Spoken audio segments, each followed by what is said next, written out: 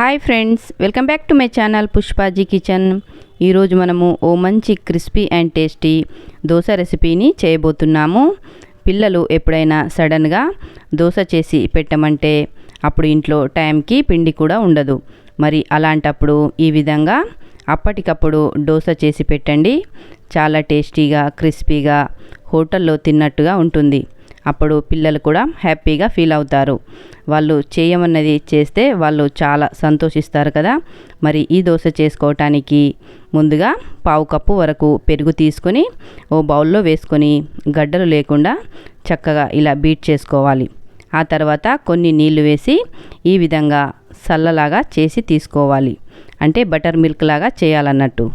ఇప్పుడు ఇందులోకి ఒక కప్పు వరకు రవ్వ తీసుకోవాలి. ఈ రవ్వ మనము రెగ్యులర్గా ఉప్మా చేసుకునేదే, వేరే సన్నపు రవ్వ అలాంటిదేమీ ఉండదు. మనము ఉప్మా చేసుకునే రవ్వనే తీసుకోవాలి. ఆ తర్వాత అదే గిన్నెలోకి హాఫ్ కప్పు వరకు మైదా పిండి, హాఫ్ కప్పు వరకు బియ్య పిండి తీసుకోవాలి. ఒకవేళ ఇంట్లో ఆ టైంకి బియ్య పిండి కానీ మైదా పిండి కానీ లేకపోతే ఓన్లీ రవ్వతో కూడా ఈ దోశ చేసుకోవచ్చు. ఇప్పుడు ఇందులో నీళ్లు కొన్ని వేసుకుంటూ రవ్వ ఉండలు కట్టకుండా ఈ విధంగా కలిపి తీసుకోవాలి. ఇప్పుడు ఇందులో మనం ఏమేం వేసుకోవాలో చూద్దాము. ఒక ఉల్లిపాయ సన్నగా కట్ చేసుకొని వేసుకోవాలి. అలాగే పచ్చిమిర్చి, అల్లం ముక్కలు వీలైనంత సన్నగా కట్ చేసుకొని ఇందులో వేసుకోవాలి. అలాగే కొత్తిమీర కూడా చాలా సన్నగా కట్ చేసుకొని వేసుకోవాలి. ఆ తర్వాత ఒక టీ స్పూన్ వరకు జీలకర్ర వేసుకోవాలి. అలాగే ఉప్పు తగినంత వేసుకోవాలి. ఇప్పుడు ఇందులో నీళ్లు వేసుకొని ఈ మిశ్రమాన్ని పలుచగా చేసి తీసుకోవాలి.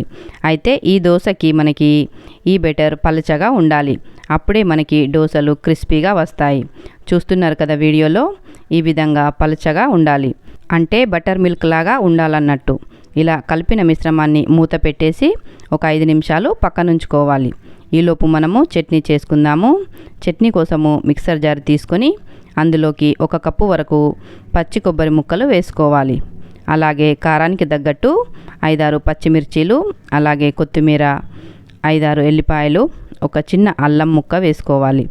ఇప్పుడు ఇందులోకి పావు కప్పు వరకు పుట్నాల పప్పు, అలాగే అందులో సగానికి కాజులు వేసుకోవాలి.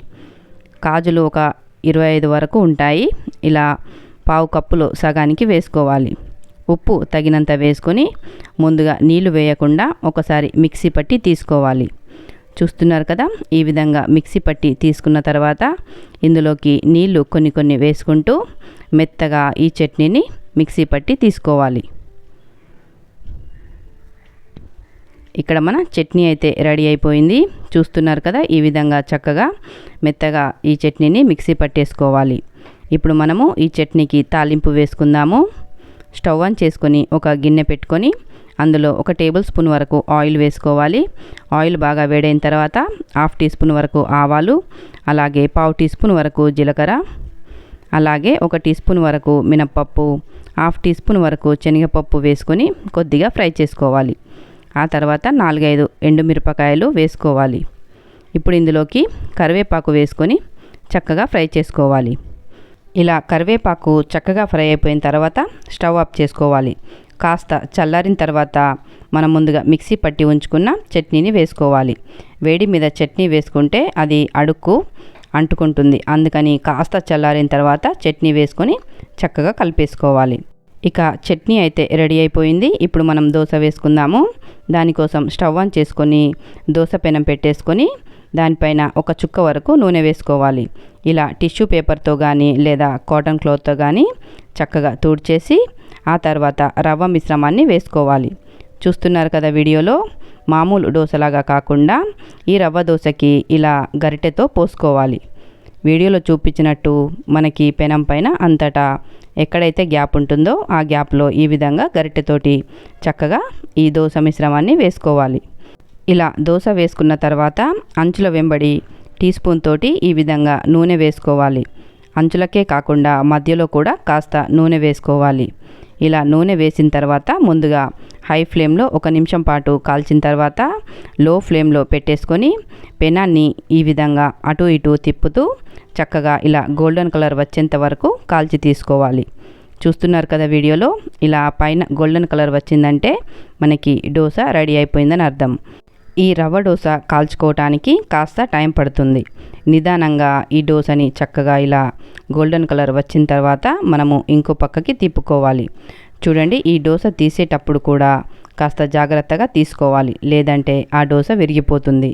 ముందుగా ఈ విధంగా అంచుల వెంబడి సరాతంతో చుట్టూ మనము పైకి లేపాలి. ఆ తర్వాత మధ్యలోంచి ఈ దోశని ఇంకో పక్కకి తిప్పుకోవాలి. అలా అయితే మనకి పర్ఫెక్ట్గా విరగకుండా వస్తుంది. చూస్తున్నారు కదా, వీడియోలో చూపించినట్టు ఇలా మెల్లిగా నిదానంగా ఇంకో వైపుకి తిప్పుకోవాలి. కొందరికి దోశలు రెండు వైపులా కాల్చి తీసుకోవడం ఇష్టం ఉంటుంది కాబట్టి నేను అలా ఇంకో వైపుకి తిప్పుకోమని చెప్తున్నాను. నేనైతే ఇక్కడ ఒకే వైపు కాల్చి తీసుకుంటున్నాను. మీరు మీకు నచ్చినట్టుగా రెండు వైపులా కూడా కాల్చి తీసుకోవచ్చు. ఇక మన క్రిస్పీగా టేస్టీగా ఉండే రవ్వ దోశ అయితే రెడీ అయిపోయింది. చూస్తున్నారు కదా, వీడియోలో ఎంత బాగా పల్చగా చాలా బాగా వచ్చింది కదూ. ఇదే మాదిరిగా మనం దోశలన్నీ చేసి తీసుకోవాలి. అయితే దోశ వేసే ప్రతిసారి పెనాన్ని టిష్యూతో కానీ లేదా క్లాత్తో కానీ తుడిచి తీసుకోవాలి. అలాగే ఈ రవ్వ మిశ్రమం పెనం పైన వేసేటప్పుడు ప్రతిసారి కలిపి తీసుకోవాలి. ఎందుకంటే రవ్వ అడుగున వెళ్ళిపోతుంది కాబట్టి దోశ వేసే ప్రతిసారి కలుపుకుంటూ దోశ వేసుకోవాలి. ఒకవేళ ఈ రవ్వ మిశ్రమం చిక్కబడిపోతే కొన్ని నీళ్లు వేసి కలిపి మళ్ళీ పల్చగా చేసి ఈ మాదిరిగా రవ్వ దోశల్ని వేసుకోవాలి. ఇక దోశలు వేయడం అయిపోయింది కాబట్టి మనము ఈ దోశల్ని ఒక ప్లేట్లోకి తీసుకుందాము. ఎంతో టేస్టీగా ఉండే కాజు కొబ్బరి చట్నీ అలాగే టమాటో చట్నీ కూడా తీసుకున్నాను. ఈ టమాటో చట్నీ ముందుగానే చేసి పెట్టేసుకున్నాను. మరి పిల్లలు సడన్గా ఏదైనా కావాలన్నప్పుడు మనకి అప్పటికప్పుడు రెండు చట్నీలు చేయడం అంటే టైం సరిపోదు కాబట్టి ఈ విధంగా టమాటో చట్నీని తయారు చేసుకొని ఫ్రిడ్జ్లో పెట్టుకుంటే వారం రోజులైనా ఈ టమాటో చట్నీ ఖరాబ్ కాకుండా ఉంటుంది. అందుకని టమాటో చట్నీ ఎప్పుడైనా సరే చేసి ఫ్రిడ్జ్లో రెడీగా ఉంచుకోవచ్చు. అలాగే కొబ్బరి చట్నీ అన్ని రోజులు ఉండదు కాబట్టి కొబ్బరి చట్నీ అప్పటికప్పుడే చేసుకోండి.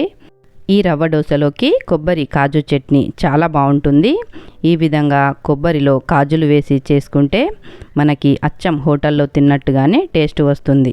మరి మీరు కూడా మీ ఇంట్లో ఈ విధంగా రవ్వ దోశ కొబ్బరి కాజు చట్నీని చేసి చూడండి. మరి మీకు ఎలా కుదిరిందో నాతో కామెంట్స్లో షేర్ చేసుకోండి. మరి ఈ రెసిపీ నచ్చినట్టయితే తప్పకుండా లైక్ చేయండి. అలాగే సబ్స్క్రైబ్ చేయడం మాత్రం మర్చిపోకండి. మీ ఫ్రెండ్స్ రిలేటివ్స్కి షేర్ చేయండి. Thank you for watching.